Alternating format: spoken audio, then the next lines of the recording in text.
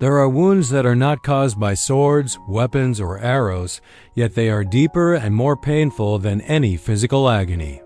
They are the invisible cuts made by the blade of words. Since ancient times, Shakyamuni Buddha constantly reminded his disciples that our language holds tremendous power. He compared the tongue we use for speech to the sharpest knife in existence, and words themselves to the most dangerous weapon.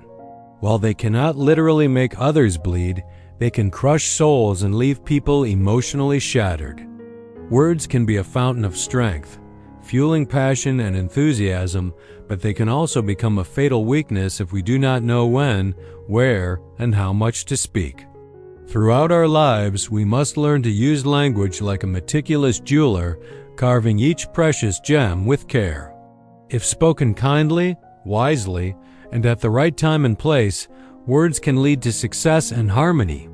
But if we carelessly utter harsh or unkind words, or speak excessively at the wrong moments, life becomes profoundly difficult and filled with sorrow. Our soul in such times is like a vast ocean constantly agitated by endless storms of information and communication, preventing its surface from ever reflecting the peaceful sky. It is ironic that modern people perpetually seek peace everywhere except in the only place it truly resides, deep within themselves. Today I want to share a story, a spiritual journey, about the paramount importance of silence and how it holds the power to transform your life. This tale will help us understand that silence is not emptiness, but the ultimate source of energy accumulated from the deepest recesses of our inner being. Once upon a time in India, there lived a profoundly learned Buddhist monk who resided in a sanctuary deep within a quiet forest, far removed from worldly clamor. He had attained a deep state of meditation, and his reputation spread far across the land. Despite his immense wealth and status, a certain king was tormented day and night by restlessness and misery. His mind was always agitated, like a flame without a breeze. One day, the king sought out the monk's hermitage and addressed him, saying, "Venerable one, I constantly feel tired, disappointed, and sad. My mind is never at peace, even though I possess everything, wealth, fame, and every luxury a man could desire. Yet, within me, there is no inner peace. Please, Venerable One, help me escape this restless mind." The monk gently replied, "Your Majesty already holds the answer within yourself, but you have never discovered it. I wish to conduct an experiment. Are you willing to participate? After this experiment, there will be no more restlessness or anxiety in your life." Hearing these words, the king was both surprised and melancholy, yet his desperation for inner peace made him willing to do anything. The monk smiled and responded in a calm voice, "For the next 15 days, your Majesty will stay in this monastery and live as an ordinary person. For those 15 days, you will sit alone in silence and speak as little as possible." The king accepted the monk's plan. The first day passed heavily. He found his mind more agitated than usual. Countless questions and thoughts arose continuously, making him uncomfortable with the simple life of the hermitage. He desperately wanted to converse, to complain, but he restrained that desire and maintained complete silence, simply sitting still. But as night fell, a sudden feeling of calm and unexpected happiness began to creep into his soul. This experience perplexed him, as he couldn't understand why his restlessness was slowly dissolving. For years, the king's mind had been accustomed to constant stimulation from court meetings, lavish parties, and false flattery. His mind was nothing less than a noisy, chaotic, and overloaded midday marketplace. When placed in the silent environment, that marketplace was abruptly closed down, leaving him feeling initially disoriented and empty. Yet silence is the detoxification process for the soul. His spirit was like a cup of muddy water, constantly stirred for a long time. Only when it stood still and settled did the sediment, the negative thoughts and judgments, slowly sink to reveal the clarity and purity underneath. On the second day, the king continued to spend time in solitude, observing nature, the flowers, the plants, and the birds in the sky. For the first time in his life, he truly felt and appreciated the beauty of the natural world around him. He could observe and connect with nature deeply and consciously. 10 days passed, and all the inner restlessness and chaos in his mind gradually dissipated. The circumstances had not changed, but the way he perceived life had been fundamentally transformed. By the 12th day, a miracle occurred. He automatically entered a deep state of meditation. His eyes closed naturally, and his mind became completely free of all worries.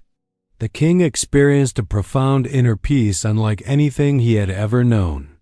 After spending the final 3 days in that deep meditative state, he went to the Buddhist monk and announced, "Venerable One, I have discovered why my mind was so troubled. I have found the root cause of my distracted and afflicted mind." The monk asked, "Please share what you have learned, Your Majesty." The king replied, "I used to talk too much and expend too much energy on others, often thinking negatively about them. This excessive talking and negative thinking wasted my time and agitated my mind. The consequence of this behavior was that I could not perform my duties effectively, and I began to fail at almost everything. These continuous failures made me increasingly unhappy and irritable. It continued to negatively impact my life. However, these past 15 days have been an extraordinary, transformative experience. I now feel that I am truly living fully, and I realize that I was living incorrectly before. I also realize that we do not need to force meditation. It happens naturally when the mind is calmed." The benevolent monk nodded and said that not only the king but many people in this world speak too much. Even today, many people use words to hurt others, and this excessive speech is causing problems in their lives. The monk further explained the importance of maintaining silence to the king. He recounted a story about a disciple who once asked Gautama Buddha why he so frequently remained silent. The Buddha answered, "I remain silent to dive deep within myself. Silence is the first step to truly knowing oneself. Without silence, self-discovery is impossible. Therefore, the first step is to remain silent.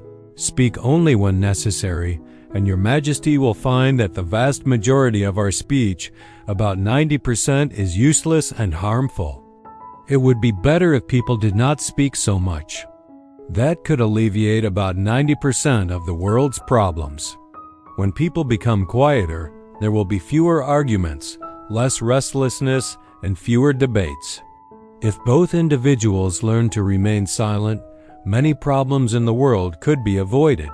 The person who understands the value of silence can find peace even in a crowded place. Solitude is like paradise to them. Sometimes being around others is what makes us uncomfortable.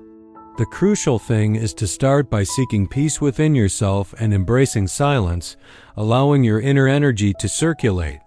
Invite your thoughts to settle down. If Your Majesty wakes up feeling disturbed by the presence of others, you should close your eyes and reconnect with your inner self. You will find a fresh feeling inside you because that is where your life originates. It doesn't lie in anyone else.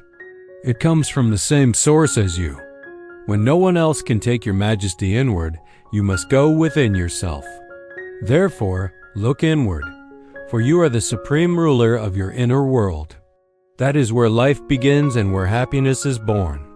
When Your Majesty looks within, you will encounter the depths of life and even touch upon the concept of death. This internal journey is like watching your own life pass through its ups and downs, like the sun rising and then setting.